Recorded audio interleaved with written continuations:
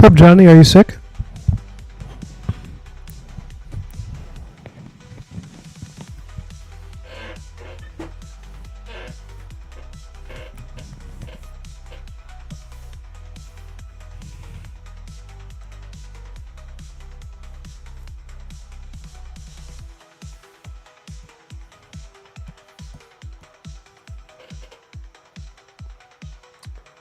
Edgar, Johnny, boys, how you doing?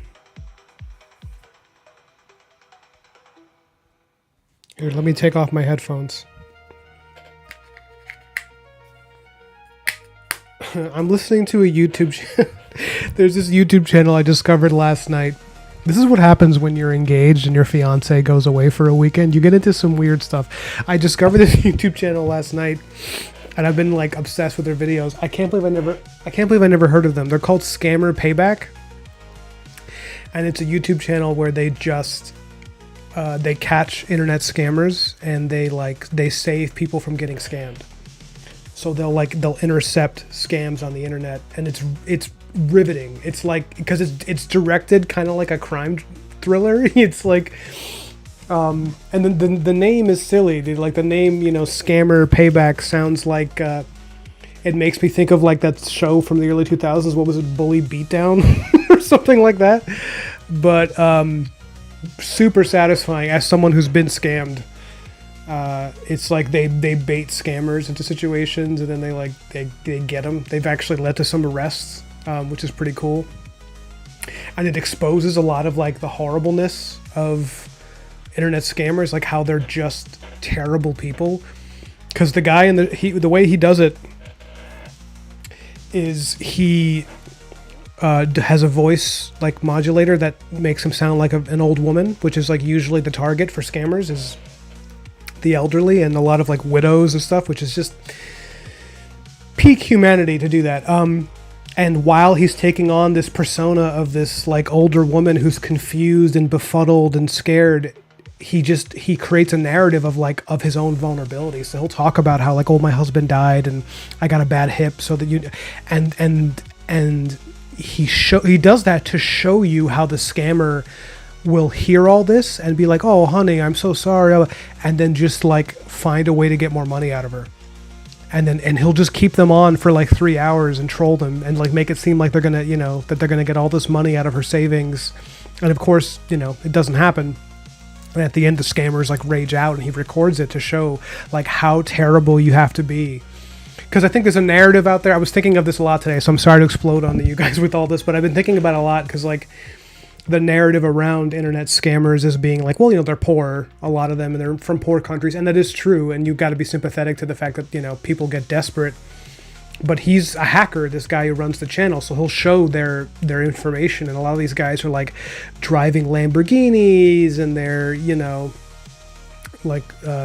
doing lots of social media stuff to show that they're wealthy, and that which is a false persona built on the fact that they steal shit from people, from elderly people, which is just so incredibly evil. So he's just like, it really busts that narrative where he's like, yeah, no, these are just people with like no conscience whatsoever.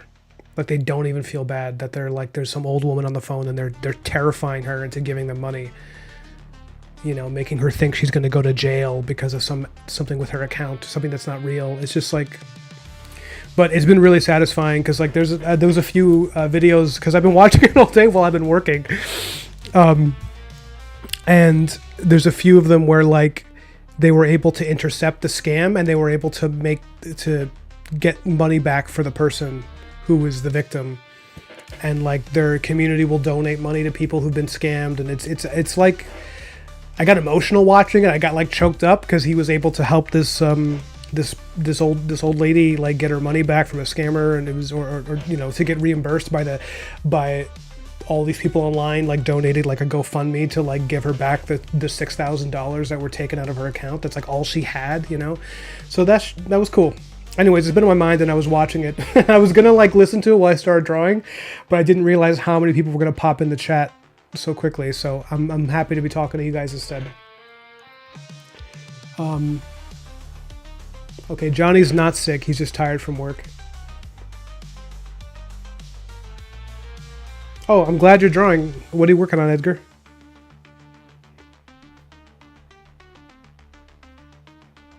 Yeah, no, Edgar is right. It's very similar to like To Catch a Predator, where it's just like, but it sounds terrible. But even on To Catch a Predator, I feel a little more bad for those guys getting caught than I do for the scammers. I don't know why. They're all terrible people.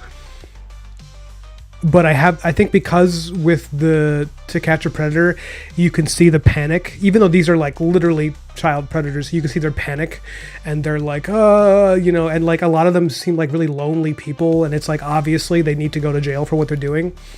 But there's a kind of sadness to their lives that you can see, whereas with these scammers, like, because the guy who does the show can actually speak their language. He can speak I don't know, one of the languages spoken in India. I know there's probably more than one, but he's actually learned the language. So he'll pretend not to know what they're saying when they're talking to each other, and they're like making fun of this old woman. They'll be like, "Oh, look at this fucking stupid old bitch." Like they'll talk that way about a woman as she's being really sweet on the phone and being like, "Well, I just don't understand what's happening. And they're just like cussing her out and mocking her and stuff, and it's crazy.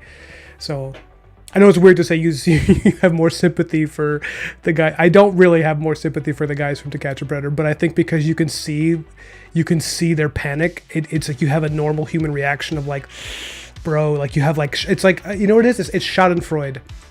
When you're watching To Catch a Predator, I have Schadenfreude where I'm like, I'm so glad that that's nobody that I know.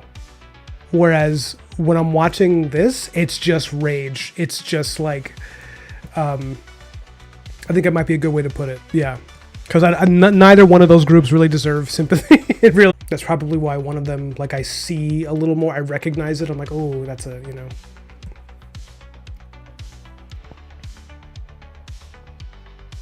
Yeah, because I know Dan and Dave were talking on their one of their streams where they were chatting. If anyone doesn't know, Dan Warren and Dave Raposa, they do like artist streams, but they were talking about how many guys in their hometown were like creeps and predators, and they were like, is that common, or is it just, did we have an abnormal number of them in our town? And that was such a great question. I was like, oh man. I was thinking about that afterwards. I was like, because you can have an area where there's just more creeps, like based on God knows what, or it's possible there's just a lot of them in the world, and we're just not aware of it. Yeah, con artists are pretty terrible, especially because they tend to prey on human kindness, it's really gross. It's actually, what's funny? I was thinking about this. While obviously child predators are worse than a con artist, the thing that they both have in common is that they rely on the innocence and naivete of the victim, like the naivete and the well-meaning of most people is what the con artist and the predator they both rely on that to get what they want out of people. And it was like, oh yeah, if you really think of it, like evil people are actually all pretty similar to each other. It's just like, I think about stuff like this sometimes. It's like the only real difference is what they want. But their lack of compassion for other people is like almost identical. It's like one of them wants something, perverse, and the other one wants money, but they're both willing to do whatever to get it, and they don't care. So yeah, I don't. Well, I was scammed. The exact same scam that he's been doing on this is something that I got scammed for like $2,000, like 6 years ago. No, probably 4 years ago, I think. And actually, this needs to be a smaller panel. And I was like, it's one of those scams that usually works on old people or very naive younger people like I was. I was like 33. I was like way, like probably very surprising that I got conned that easily. But I'm pretty trusting of people. Like it was that, that con where they pretend we're refunding you some money that was accidentally taken out of your account, that you were overcharged for something. And they're like, oh yeah, we'll forward the money back. Oh, we sent you too much, thousands of dollars. I'm gonna lose my job unless you like give the money back to me. And I'm like talking to this guy over the phone. I was like, I had never really been scammed before, so I was like, oh shit, that's terrible. I don't want you to lose your job, dude. And this is overseas. He's this Indian guy. He's like, okay, we need to find a way. I was like, okay, yeah, what do I do? Like, I want to send the money back to you because I don't want you to get in any kind of trouble. And really all they do is they take money from your savings account and they move it to your checking so that it looks like they put extra money in your checking account, but it's actually your own money. And that way they get you to use your information for you yourself to send them the money. And I caught it. I realized what was happening, that it was a scam before I sent the money. And I was like, you son of a bitch, I see what you're doing. And I hung up the phone, and then I tried to change my banking account information, but apparently he had already gotten some info. And then I was able to get reimbursed by the bank. But I remembered it because I was so mad that this person was willing to like prey on my humanity. Like it was like, really made me angry that they were willing to take advantage of somebody's kindness. Like I was about to like, yeah. Anyways, sorry for that that rant, that tirade. It's been on my mind.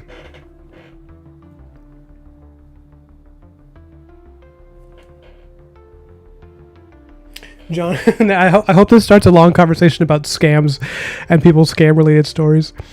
Johnny Pearson says, I almost fell for one that had to do with having the wrong social security number somehow. Okay, I've gotten that call before too. I caught that one earlier because I was already halfway scammed previously with the story I'd already told you. It's the only reason I was like on the lookout for that. But they're very reasonable problems that people can be taken in by. And it's really fucked up, man. I mean, so I don't mean to curse so much. I'm sorry. Sorry, Edgar. Earmuffs. Okay. So anyone wondering, I'm going to be working on a comic page today for something totally different. And it's actually for the comic that she's going to be from. Her and this guy. Oh, that's not the page. Hold on. Yeah, this guy. These two characters are a part of a story that I'm still working out in my head. And the way that I tend to work these days is I draw and then I write later. That's how I did BLACKMARROW. And I've been looking for a little bit of a break from doing BLACKMARROW too, just because I want to try a different drawing style. I've been really feeling Star Wars lately. I've been in that mood. So I was like, oh, it'd be really cool to do... I mean, like when I say Star Wars, I mean old school classic Star Wars, not the new crap. But I was playing like Jedi Survivor, all these cool... Yeah, I was just like very into science fiction. I've been thinking about Dune and all that stuff. And it would be cool to do like a science fiction story with like a... I don't know, like a kind of an old world ancient element of it. So I'm thinking of this ensemble cast of characters, this warrior monk character I created, and then this chick who right now I'm just calling her like the rebel princess because it's like a Princess Leia throwback, but she's going to be something else, I'm sure. But I like the design. I'm big into primary colors, and I want to do stuff like that in the book. I want something that feels really colorful and fun and light. Maybe not so light. I don't know how dangerous the world of the story is, but anyways, so I'm thinking I'm just gonna like start drawing it, and it might be a total disaster, but I have an image in my head of how I want it to start, and yeah, so that's where we're at.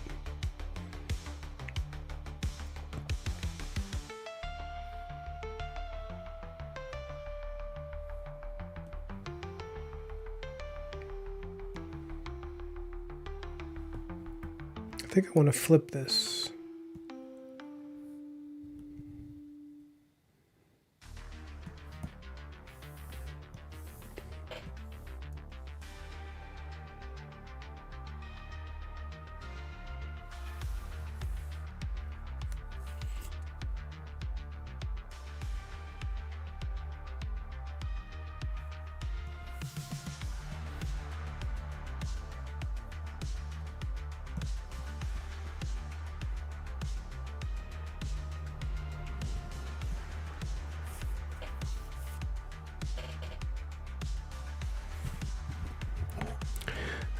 Johnny's elaborating on his scam call. He says the call was like, quote, "You need to call this number before you get arrested," unquote. It's not very convincing. Yes, Edgar, I'm working on the science fiction comic. I'm doing something different for a bit. Is that your excitement? All those exclamation points, or is that rage?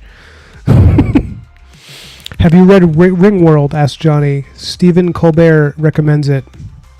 I have it, but haven't read much of it. I have not read Ringworld. I've heard of it. Is that?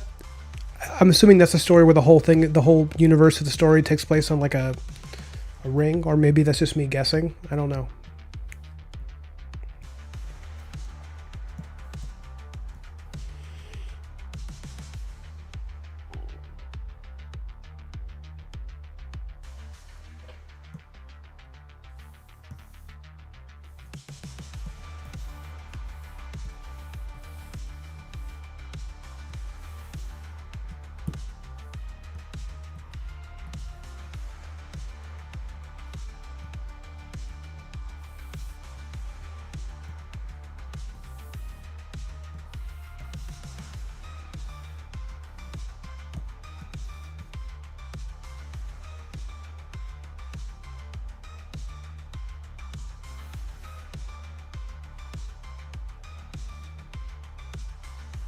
You were waiting for this? That's funny.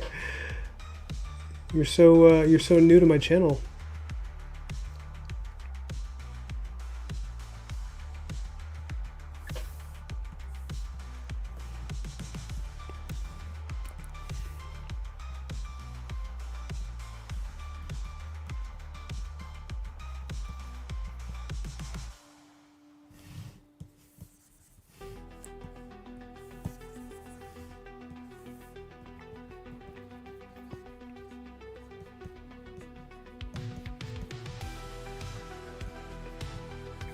You know what? I need to quickly photo reference people sprinting.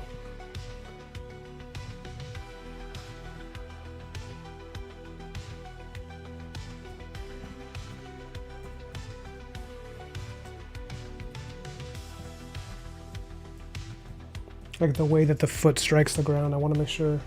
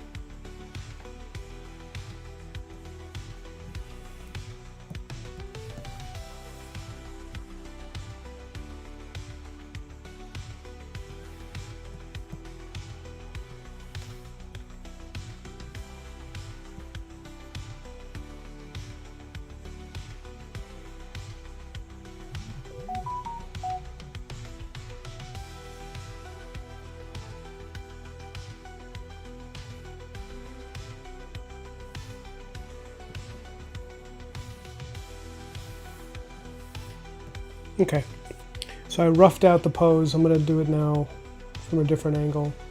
So you got to try out different perspectives on it. I don't know. It's hard to explain. It's like I test it out from a middle distance, and I'm like, that's not a strong enough pose, you know?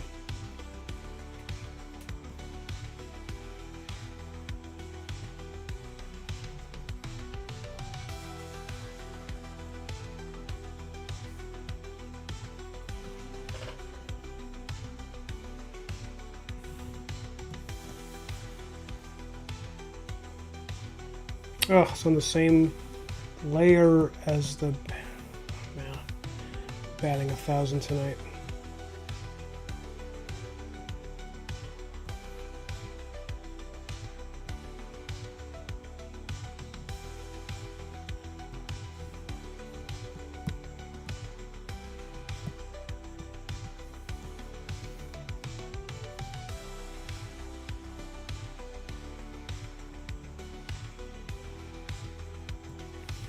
Because you want to create a sense that the foot is bending at a certain level of intensity. Because if you do it wrong, it looks like they're walking, and if you overdo it, it looks goofy, like they're running at, you know, a ridiculous pace. There you go. This is looking better. So this monk character, based on the way he's designed here, I think he's probably going to have like really soft shoes, kind of like almost like moccasins or like wraps, you know, where you get the sense that he's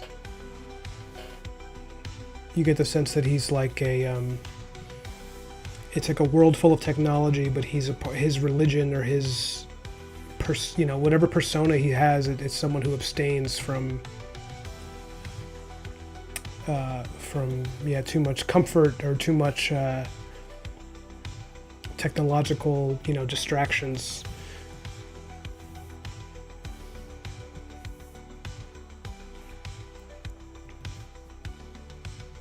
The thing that got me excited about this particular character is that I don't know if he's the main character or if he'll be like kind of an ancillary character, but I love this idea, and I've been drawn to this idea for a while and looking for a home for it, and I knew it would be in science fiction. Be a guy who's in a world full of tech and, you know, laser guns and all that kind of like science fiction war machine stuff, and he doesn't use guns. Like, I think it'd be really cool if he just fights with a quarterstaff and he doesn't really use much tech, except for, you know, maybe certain tracking devices or something. The idea of like someone who's a real naturalist, you know, who doesn't really belong to his time, and that he would be on some kind of crusade, you know. That to me was a really interesting character.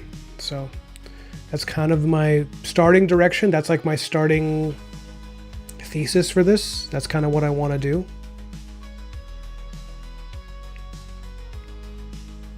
That, and I think, and I can't be sure, but I think I'm drawn, pun not intended, I'm drawn to this drawing style for this book. Something like this where it feels like it's simpler, elegant, could be really cool. I'm not sure. Maybe I'll change my mind as I'm inking it. Maybe I'll want to do something more like, you know, heavy inks like what I'm doing with this, you know.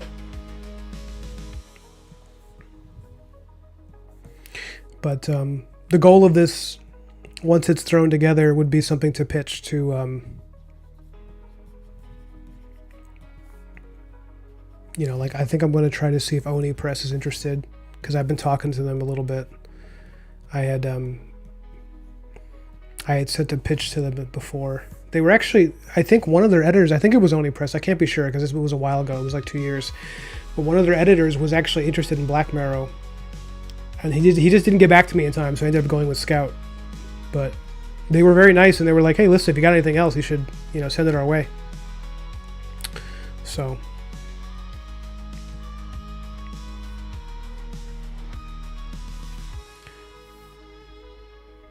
the idea behind this page is that our hero, our monk character, he's like running through, I was thinking about like a cyberpunk kind of cityscape of some kind with like, there's like a bunch of trash and he's running through all this, like the big trash yard, and he's being chased by something.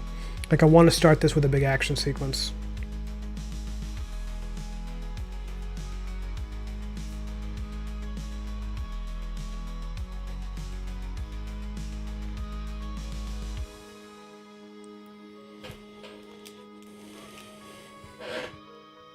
Oh man, I missed so much of the chat.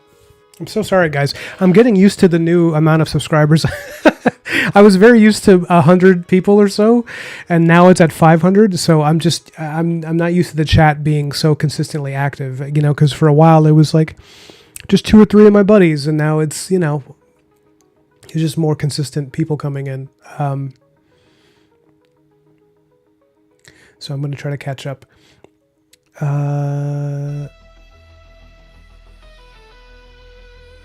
Johnny says about Ringworld. Yeah, it's something like that. It's something. Oh, I think that's a typo. Something like that, I think. Something you think I would like? It's pretty unconventional characters. The first line got me. Let me get the book. Oh yeah, definitely. I love when a book starts with a really good first bit of monologue or something. Ever since you did that first sketch and mentioned that you might make it a comic, I immediately wanted to read it. Oh, that's cool, man. Well, that's a good sign. You know what's funny is the minute I drew him, I was like, ooh, like I felt that heat coming off the character. Like, oh, I want to chase this a little bit, you know. Johnny's reading from the book. He says, in the nighttime heart of Beirut, in one of a row of general address transfer booths, Louis Wu flicked into reality. That's pretty cool. Louis Wu, right? Sorry. Gross Girl, hello. How are you? I love you. I'm so happy to see you.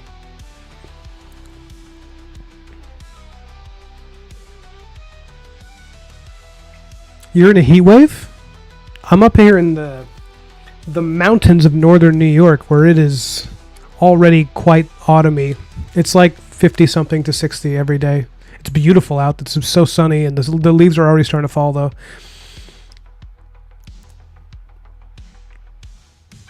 Oh, nice. You're working on your cross hatching. That's great, Edgar. Yeah, Arkansas is pretty cool right now. That's good.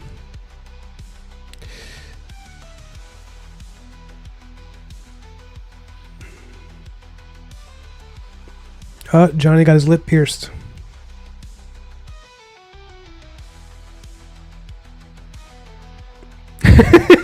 Edgar says, imagine getting... Edgar, I'm with you. I'm thinking the same thing. I'm like, ooh. I mean, like, you know, do what makes you happy. I'm just like, damn, that sounds rough. Do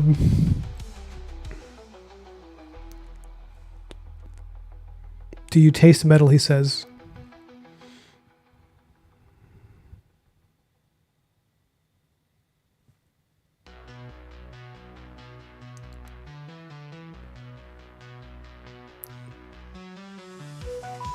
Oh, well, when I said that, it was like 6 people, which is more than I was used to. Because it usually is like 2 or 3.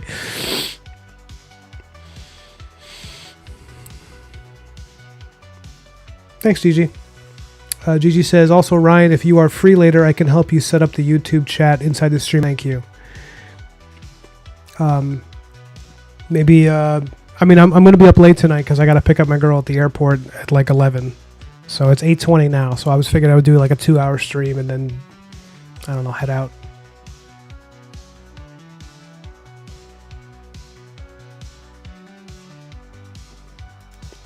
Right, you're on Windows, I'm on Mac. Oh, right, I always forget you're in LA.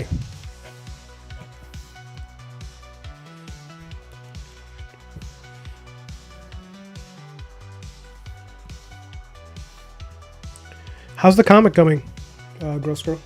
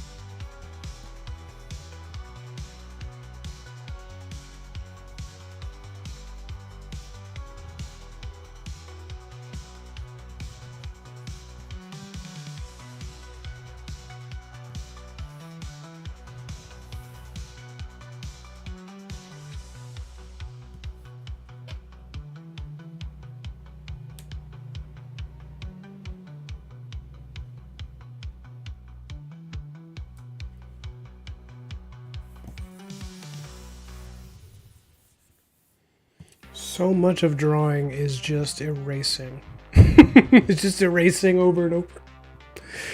It's crazy.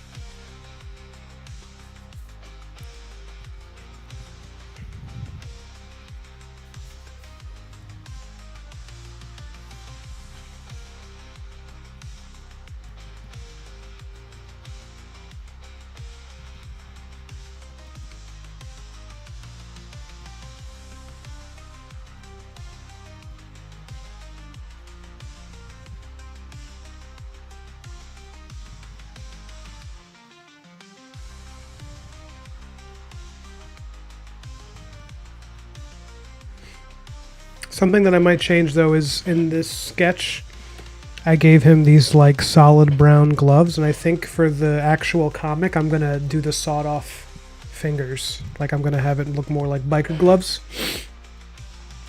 And her costume may not change at all. I really like the look of her whole thing, and I kind of wanted to. I might add, maybe I'll add some things to it, but generally speaking, I'm not changing what's there. Excuse me. Excuse me.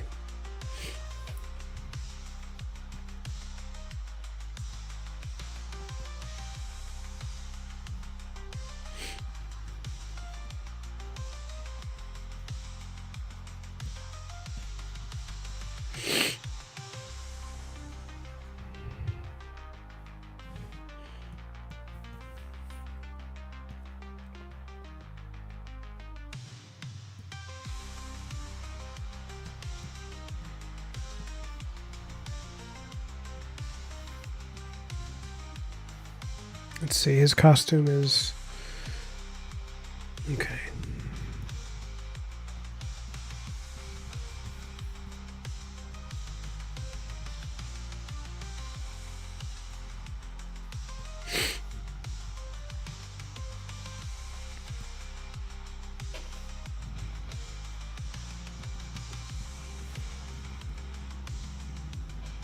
How are you dealing with the heat wave, GG?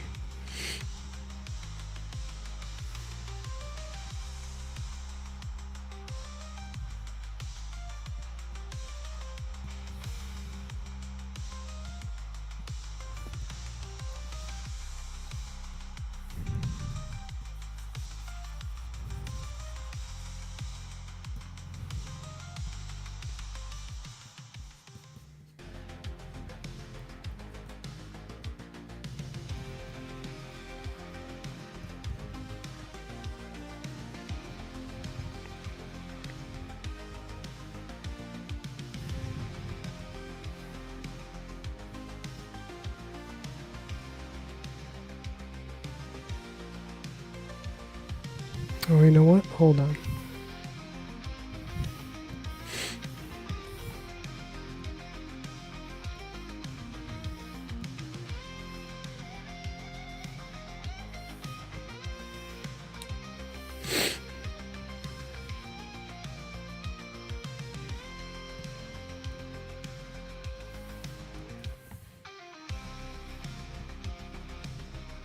Whoa! Guys, check this out. How did I do this? I tried to I tried to import my monk drawing so I could reference his costume as on a different layer, and instead for some reason did I press a button? Did I press a weird button? You guys seeing this? It's like a stamp collection. Okay, let me try again. Import image monk. Is it going to happen again? Okay, no, it didn't. That's good. That was awesome. I don't know how I did that.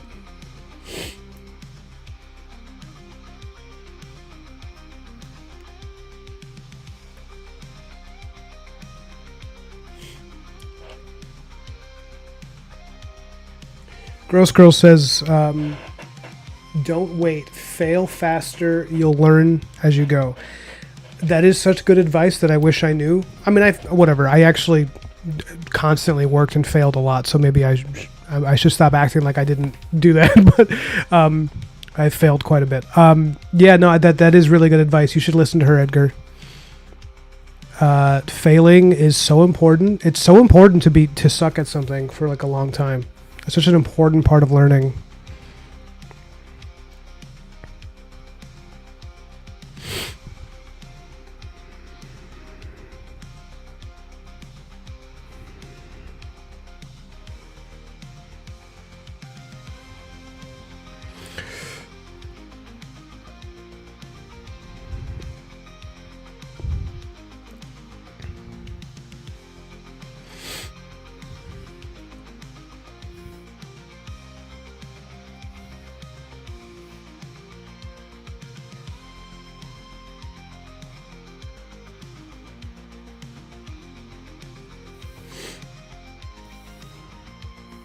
Okay, he's got a pretty young face, so I should probably make sure I don't overdo the lines.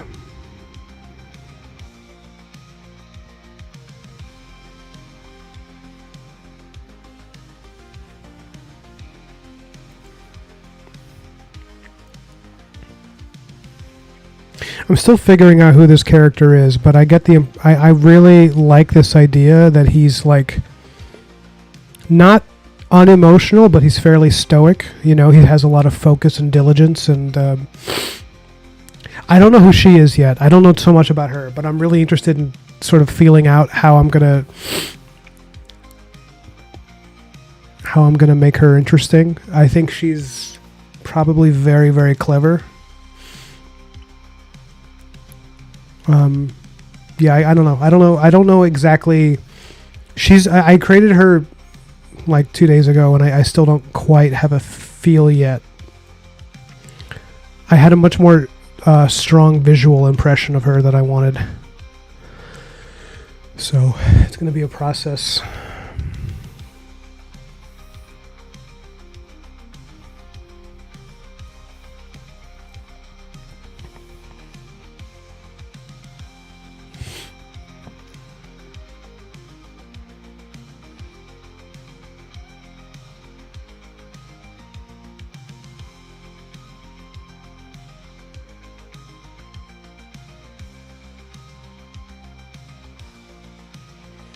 You're getting a lot of good advice here, Edgar.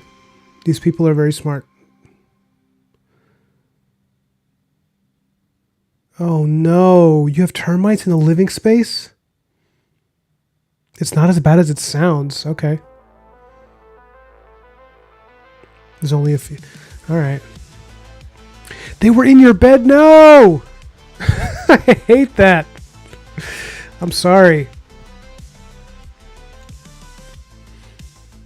And you live with your guy, right? Gross Girl?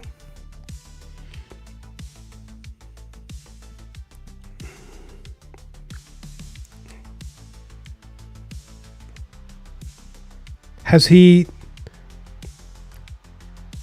made a decision of how he's gonna like what are you guys gonna do about the termite situation?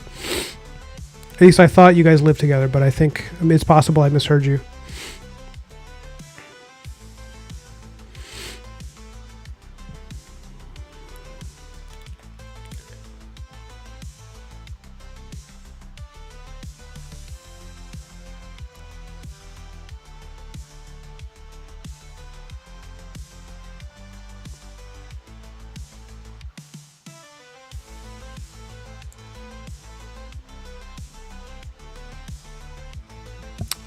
Johnny says, Ryan, dude, I don't know.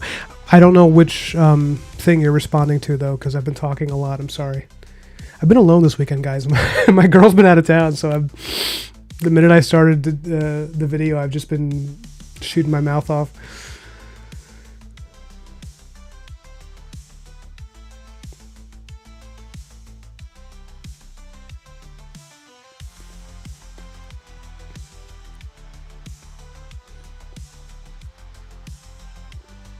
Yeah, I turned the drawing into material. Yeah, if that's what you mean, Gross Girl. Speaking of the go for it attitude, is it unheard of to get a pitch accepted when the artist doesn't have a comic portfolio? Asking for a friend. It's not unheard of. I mean, let's put it this way. I have a comics portfolio, and I've been published before, but I don't think Scout gave a crap about that when they picked up Black Marrow. I think they just cared about... Mostly, people just care about the quality of the book. That's really... At least they're supposed to. Sometimes there's nepotism, but... Nepotism is a bigger problem, I think, than... Yeah, I think if it's a good-looking comic, you have a shot, you know?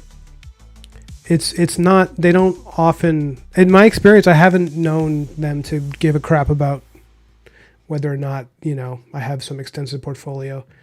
But I don't really know, I guess, because I have been doing comics for a long time, so it's possible that I'm speaking from ignorance, you know?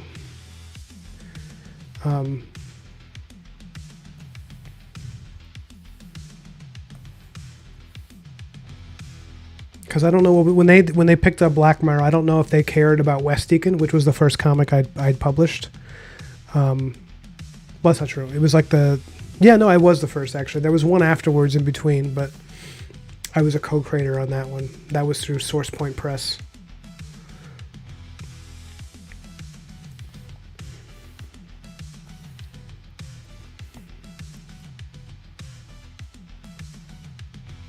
There you go. That's the angle I wanted on his eyes.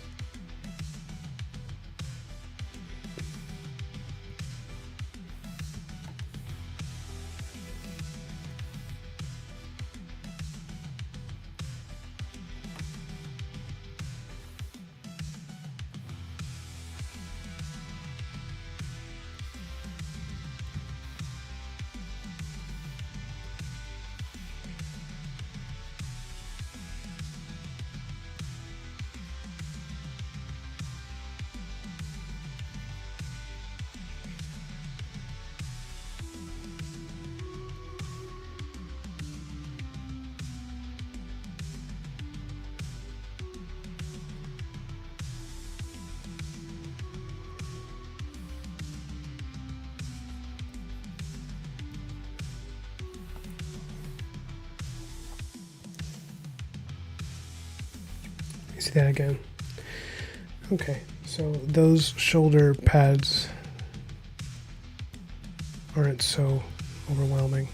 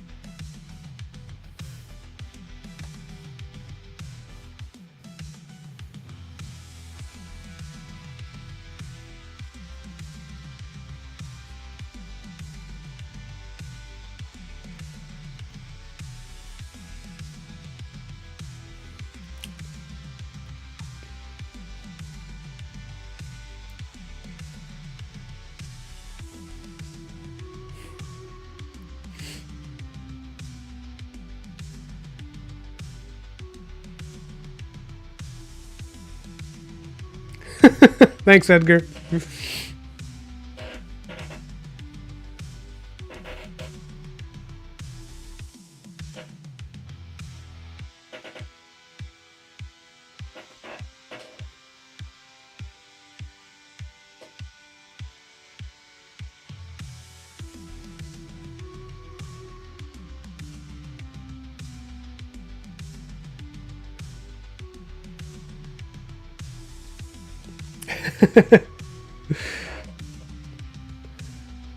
Yeah, Twitter it's hard to get traction on there. I just started using my Twitter, so I'm starting from like 73 followers, which is like a lot less than my Instagram because I don't like Twitter so much, but I have to make myself use it. Wait, you have a Patreon, Gross Girl, or is this like you're discussing the difference between two hypotheticals, or or is it that you have a Patreon and you're tired of doing it? Because if you have a Patreon, you should drop the link in the chat and I will subscribe. And I will encourage others to do so. I will say it might, I mean, like, you know, go with God, do what you got to do. But I had a hard time negotiating in advance. A lot of places aren't really gonna give us that. You kind of have to just hope they give you money off the back end.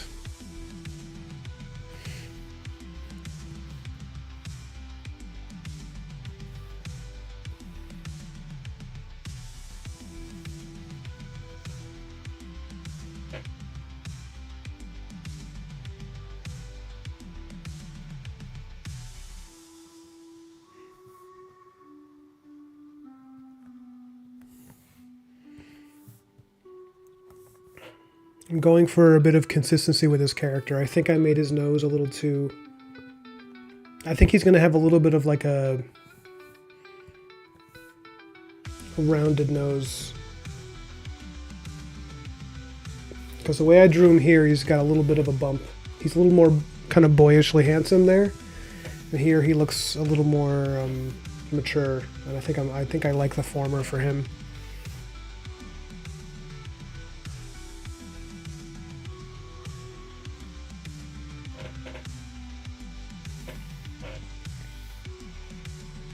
I think I'm gonna...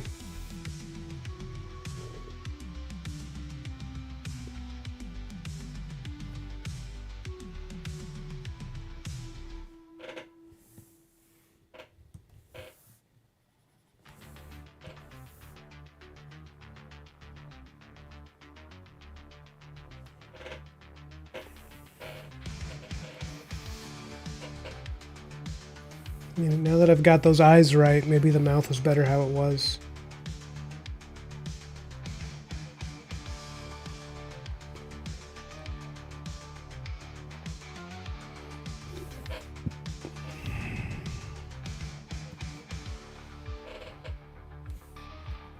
Let me see. I'm gonna just look back and forth for the right expression. Sorry, I don't understand. What? Oh, my iPad just scared the crap out of me. Did you hear that? Did you pick up on that noise? My iPad was just like thinking I was giving voice direction. That's creepy. Why would it think that?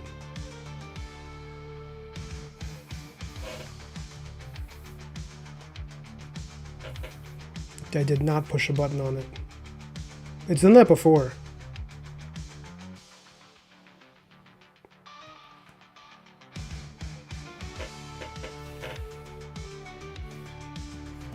So we got our first two panels.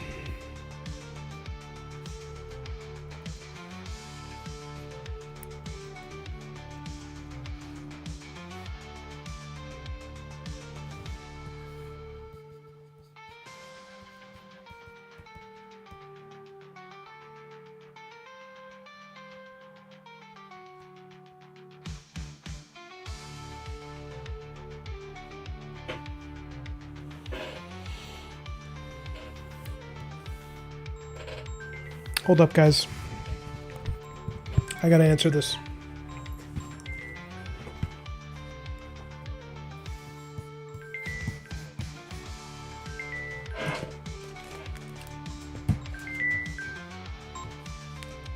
Hello? What's up?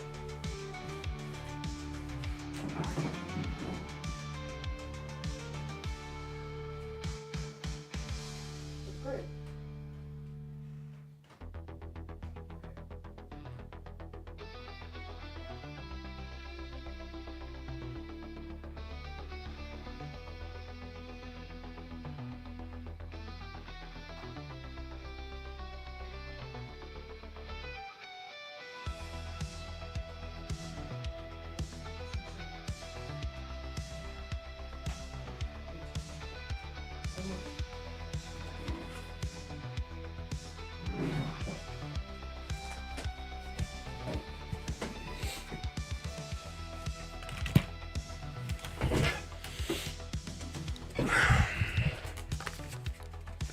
I'm back.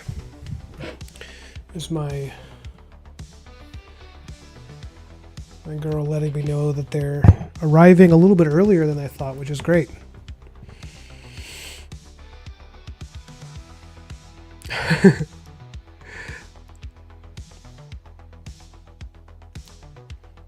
Stop it, Edgar. My iPad's not sentient. Don't even tempt the fates. I do not want any of that in my life.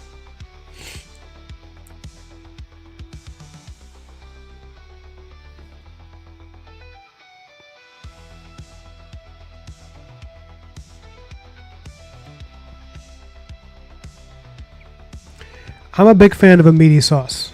A meaty spaghetti sauce, yes.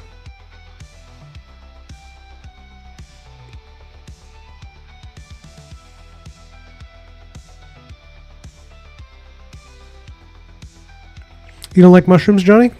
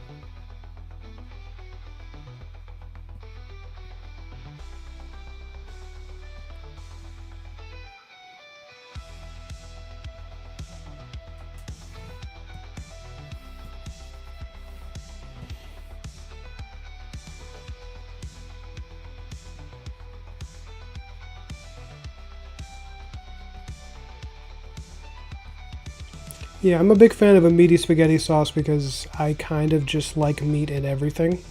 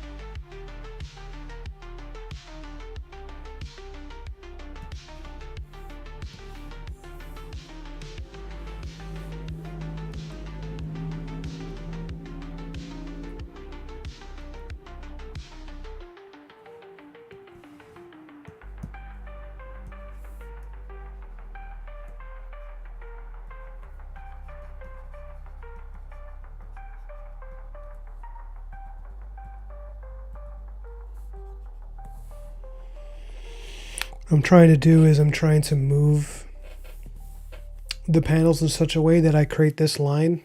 Here, I'll do it in red. Create this line through all 3 panels for a sense of, you know, trajectory.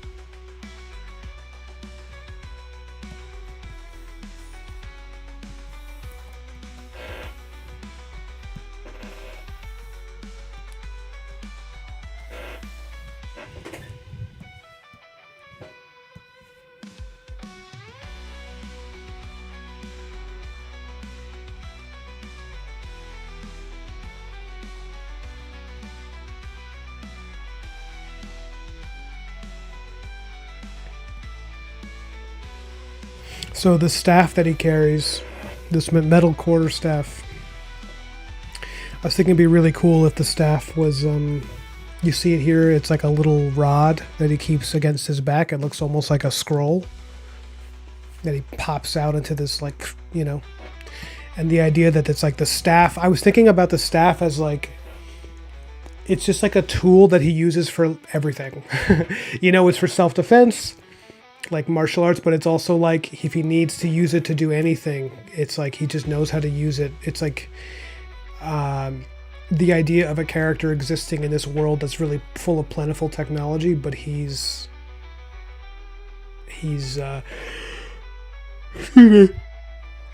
but he's extremely efficient with like really simple objects.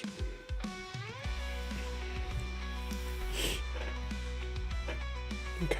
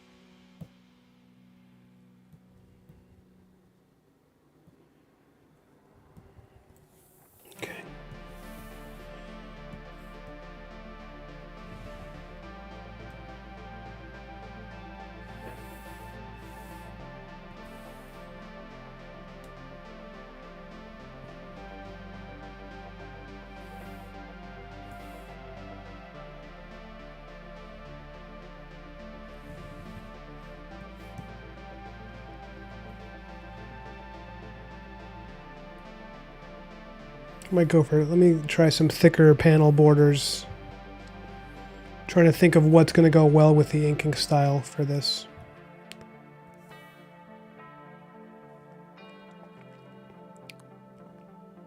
Yeah, let's try that. So I often use this brush, the Fountain Inker pen, because it's got that rough look that I like. But I inked this in the default, the mapping pen that comes with Clip Studio, which is like a really smooth pen. I think I'm going to continue in this style. I think I'll try it and see if I like it, because I liked it for that drawing. Let's see.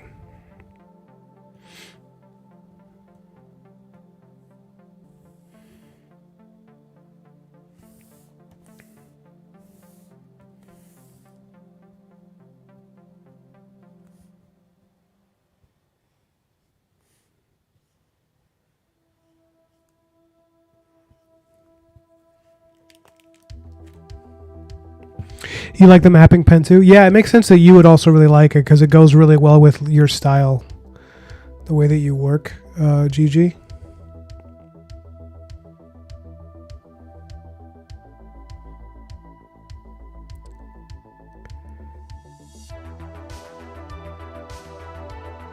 So, oh my god, I missed so much in the chat. I see it. I see one comment from Edgar saying, "Ryan, stop doing your job and look at us." I'm sorry, guys.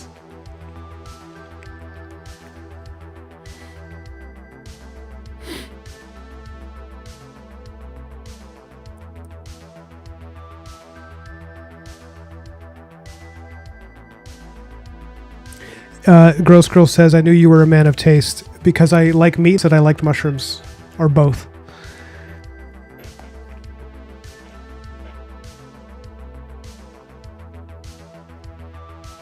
Edgar, I have also enjoyed spaghetti with just butter and meatballs. I have also enjoyed that. You're not alone.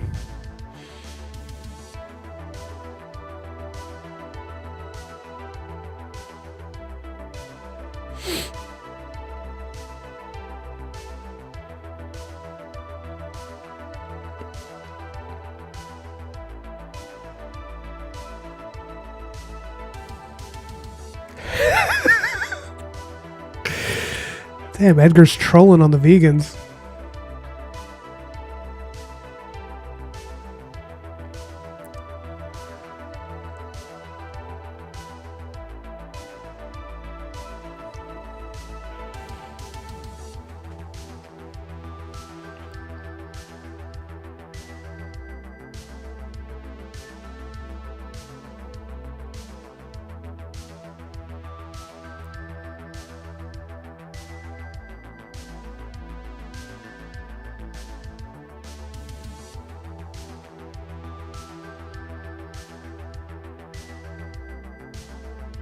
I believe boob cheese does exist, guys. If that's... I'm pretty sure I've heard of that.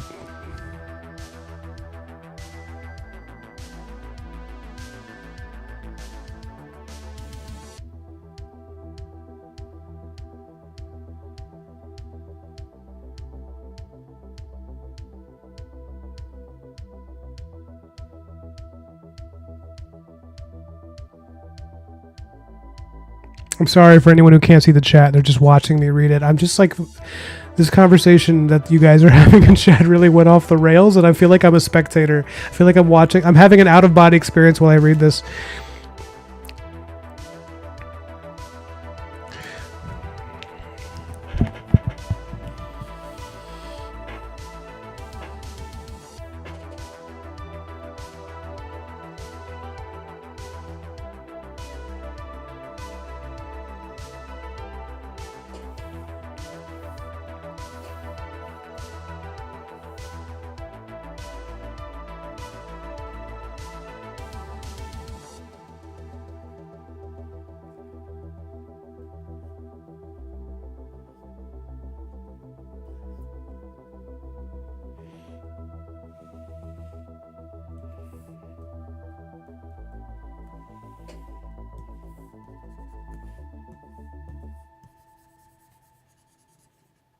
It's funny, when I draw like this and I do a style that's much more like elegant and not as many lines, I do feel like I'm much more conscious of the shape of things and how important the shape of things is. Like his clothing, when it's ruffling while he's running, I'm really focused on like it's gotta move in a way that communicates motion, because I'm not going to be able to use 1,000 lines to express that if I want to stick with this way of drawing it.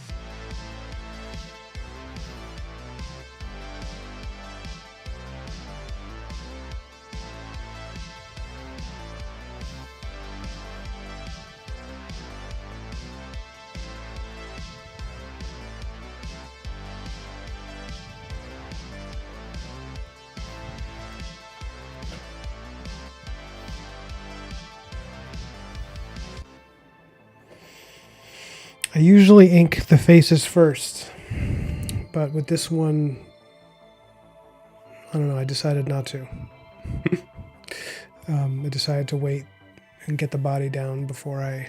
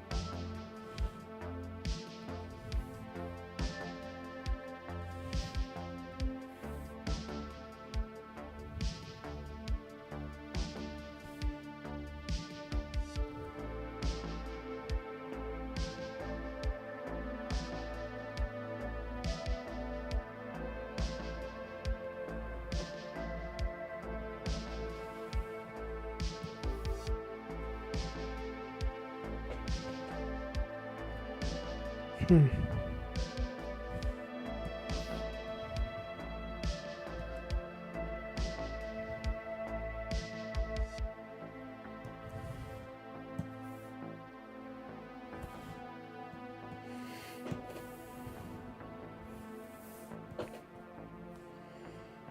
Ah, that's what I'm forgetting.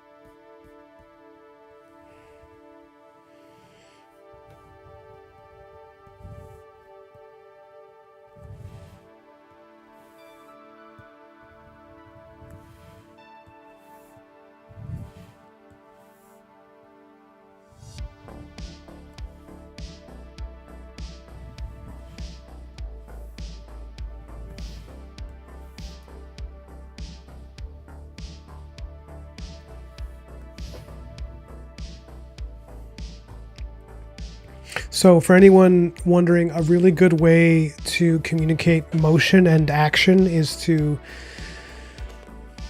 show the impact of like debris coming off of someone. Like, I mean, it's just like little bits of moisture. Like, it's already creates this idea of an environment that's wet, and like, you know, this guy's running and sweating, and you know.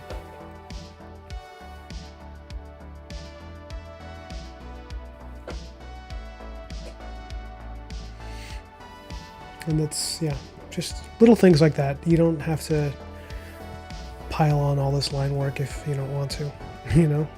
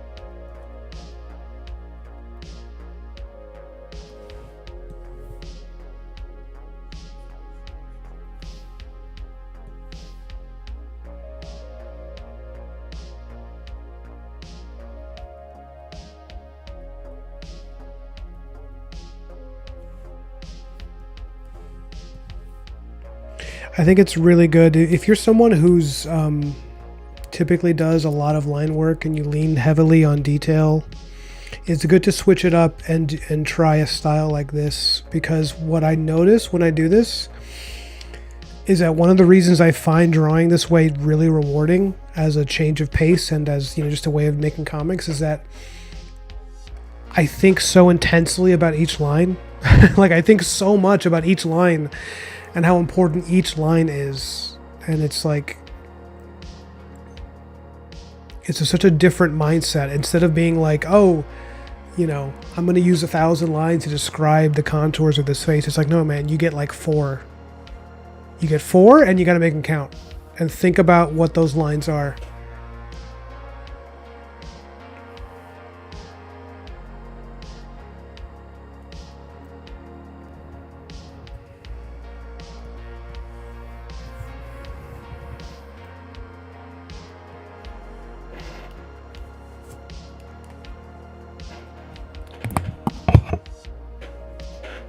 I'm going to check the chat.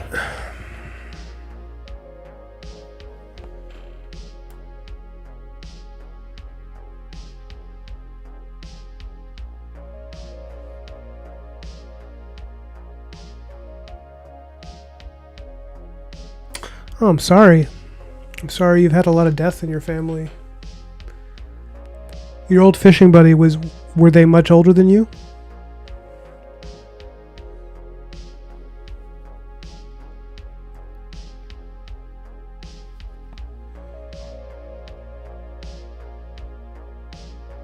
Gross Girl says, I know none of you can see my face, but I hope you can feel the expression it is making. I don't know what was happening when you sent that, but I hope it's... I don't know if it's a reaction to the great cheese discussion of 15 minutes ago or something else.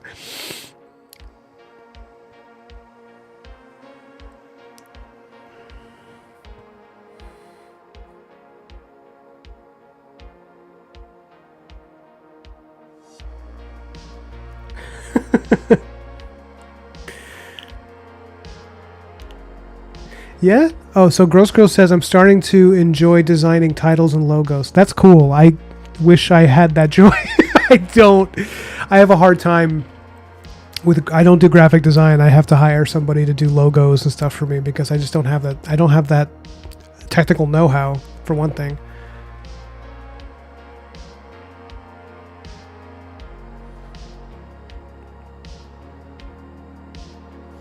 You're working on one for your comic right now and it's finally clicking into a design that you like. That's really cool. You can send it over if you want to show me.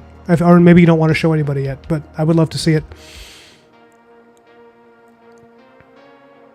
You hope the comic is family friendly?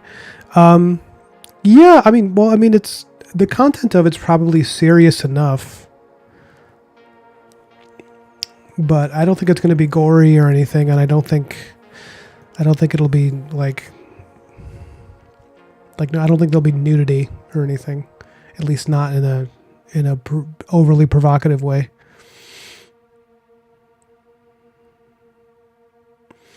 GG says, "Wow, Ryan, you're fast. I knew you were, but I got distracted and looked back to see this panel almost done."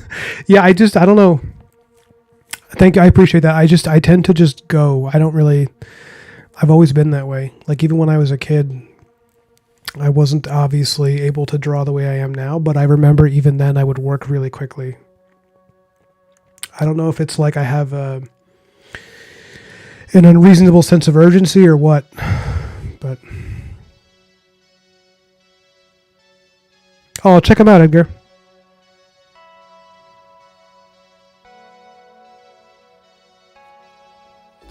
Hey, Jimmy! Jimmy Reyes, welcome. Thank you. Edgar says, Jimmy, who are you? It's in his name. It's Jimmy Reyes. That's all you need to... He used to be an inker. Now he's nobody.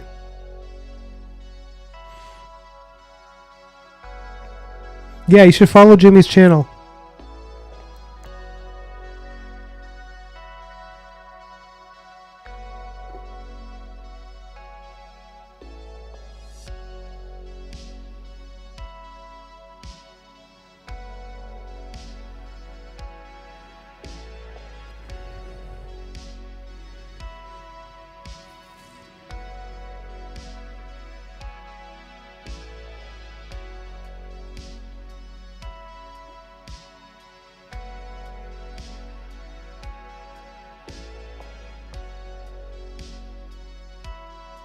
Yeah, the cheese discussion was. I had to be careful how much of that I like weighed in on, because if we were at a party, it'd be one thing, but this is the internet; it's forever. So.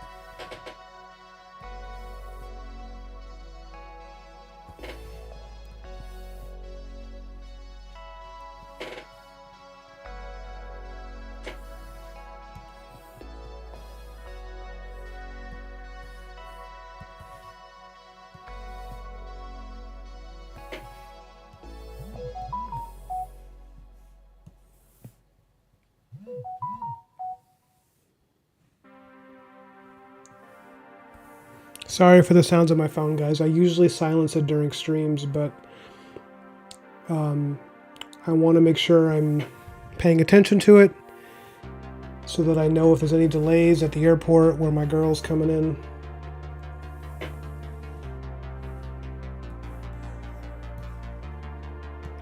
To answer your question, Edgar, this will be family friendly enough that you can definitely read it. I think BLACKMARROW is, 12-year-olds could read it, so long as your parents are okay with you seeing monsters get their heads blown up.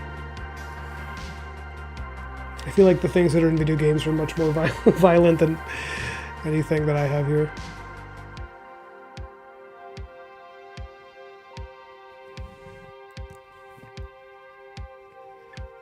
But I'm going to leave that to the discretion of your folks.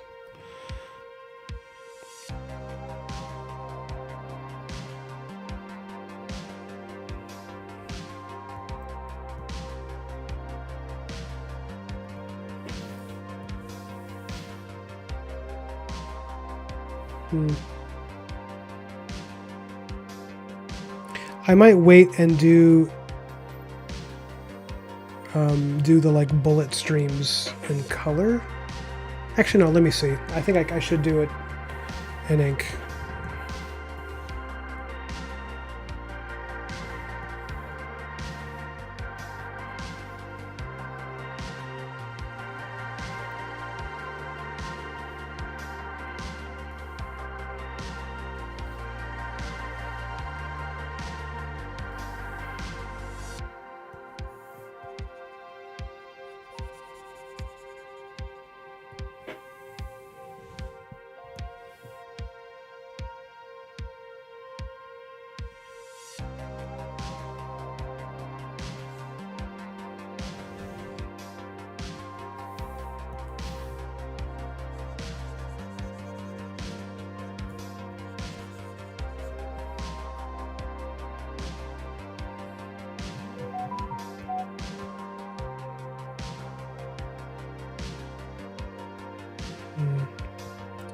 I don't know. I'll come back to that. I don't know. Because every time I add a bullet stream, it seems to like distract from his form.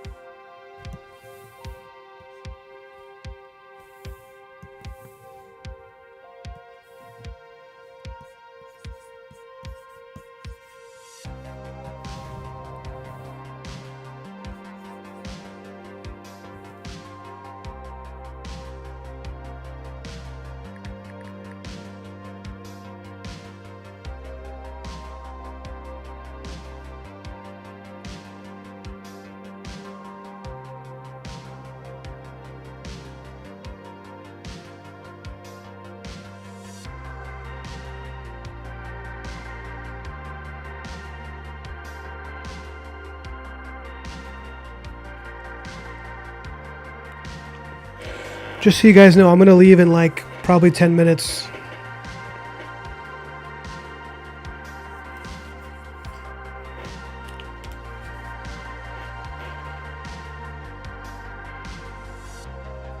Hey, what's up, Darkstorm?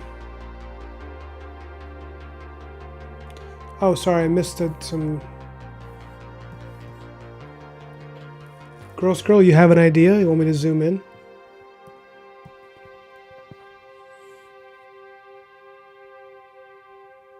Hey, what's up, Jimmy? No, this is the Scout title is BLACKMARROW, which the first issue is already in the can, and I was working on book 2 when I got an idea for a science fiction book, and I just started designing these characters, which you can see here. This is one character, and this is another.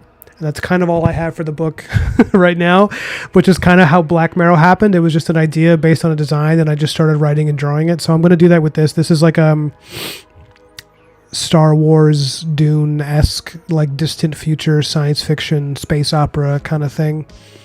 So I figured I would just start drawing this comic and do the first like 10 pages or so, and then do a proposal like I did with BLACKMARROW and see if any publishers are interested. I'm feeling pretty confident these days. So, you know, I had an idea for like a cyberpunk kung fu movie kind of thing.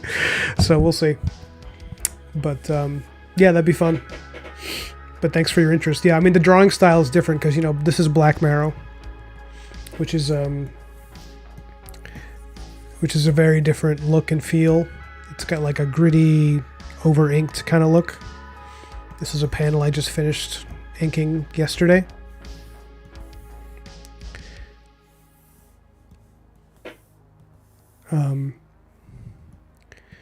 Yeah, this is a panel I just finished yesterday, and these are some other panels. And then while I was doing that, I got an idea for this character, and then I got an idea for this character, and then that became this. So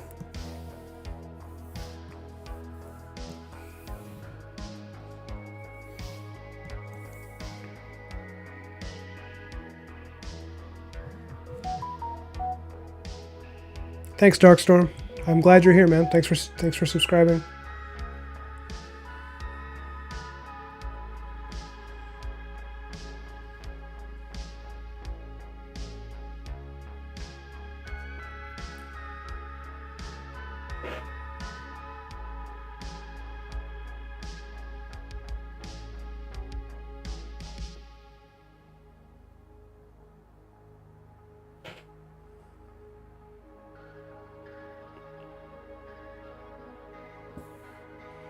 Oh, thanks, man. Yeah, the style on BLACKMARROW is actually more of a default for me these days. Like, that's how I naturally draw, and this is me kind of trying on a different thing. This is how I used to draw when I was younger, actually. This is like how I learned how to draw. It was like this. And then I got good over time, you know, good enough to do different... I got good enough to try realism. And I got good enough for that by doing this first. Which isn't because cartooning is easier, it's just for some reason, for me, it gave me a base to build on. And then I started doing this kind of style. And then I went back to this for this book because for some reason I see this comic in a way that's like almost like an animated film. Like, it's just like very... It feels like it's like a world that feels like it would be really fun to articulate it through this lens of like some, you know, sophisticated cartoon where it's like, you know, really lovingly drawn. I don't know.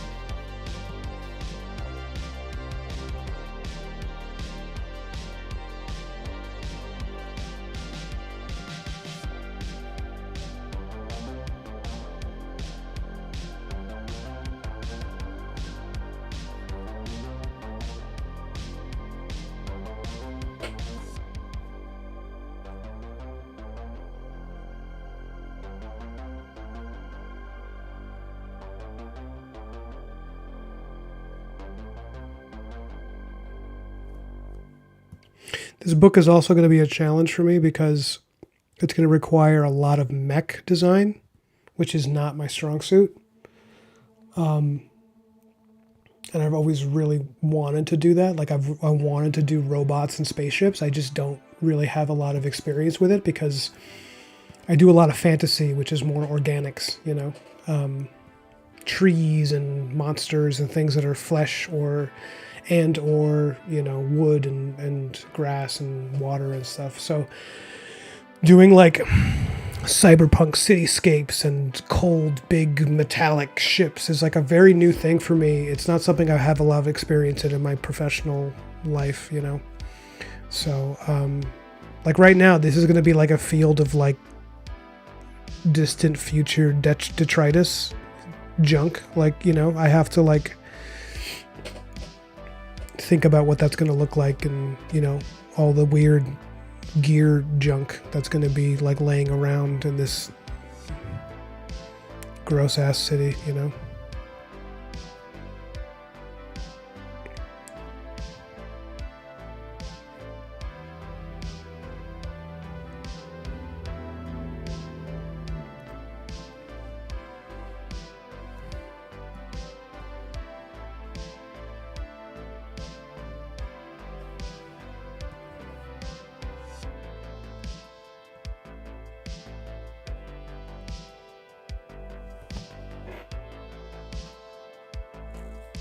You sent your ID on Discord? Okay, I'm going to check it out 1 second.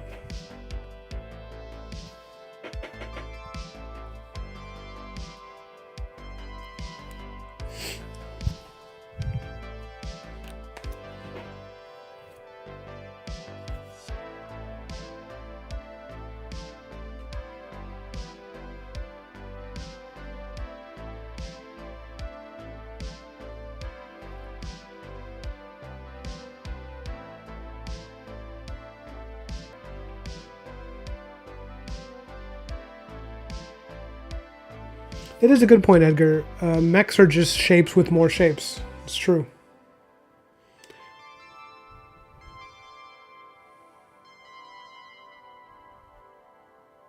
Zola Gorgon is a fun name.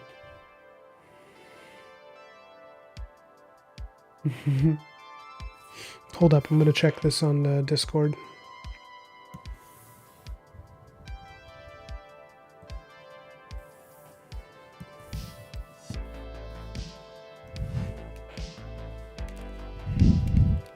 And then I have to leave.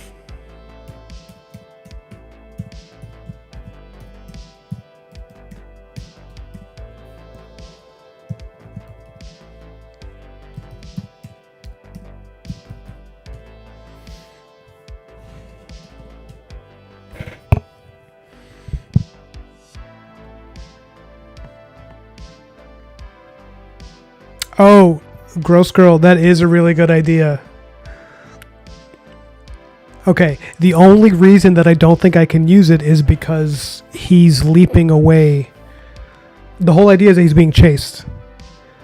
But man, you're right. Okay, so from a formatting point of view, it is perfect. What Gross Girl has drawn is like this same panel, but the bullets are whizzing past him as he's like running through it, but they're coming at him from the front, which does look much better than what I have. I just, from a storytelling standpoint, the reason I have him leaping in this final panel is because I was going to do like he's being chased by like a hovercraft that's like with the spotlight down on him, you know, so it would be really dramatic lighting and maybe like bullets hitting the back of his feet while he's running.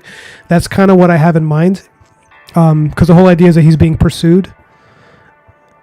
But yeah, you're right, Gross Girl. It does look really good the way you have it.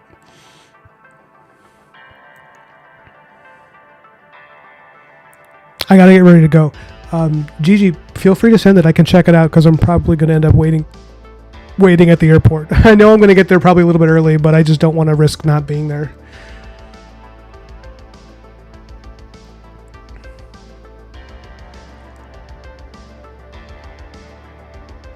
I don't think they're probably going to be some kind of bullet laser thing. Yeah, they're not necessarily strictly traditional bullets. And maybe they will be. I don't know. I'm trying to figure out the level of technology in this world I don't know if it's going to be like Blade Runner, like a little bit in the future, you know, or if it's going to be like Dune, where it's like so far in the future that, you know, weapons don't look or sound the same, and, you know, that kind of thing. But guys, thank you for showing up, and I'll do another stream tomorrow. Let me just save. I don't even know what the name of this project is. What an exciting problem.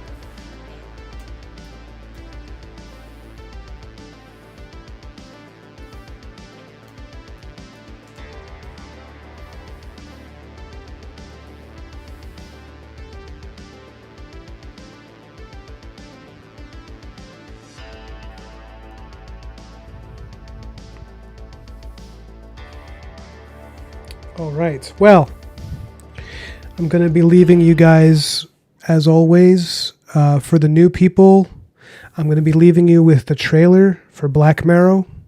Anyone showing up for the first time, this is my book that's coming out in October. Please feel free to support me. Check it out. The pre-orders are available. The link in every video, including this one. Later, y'all.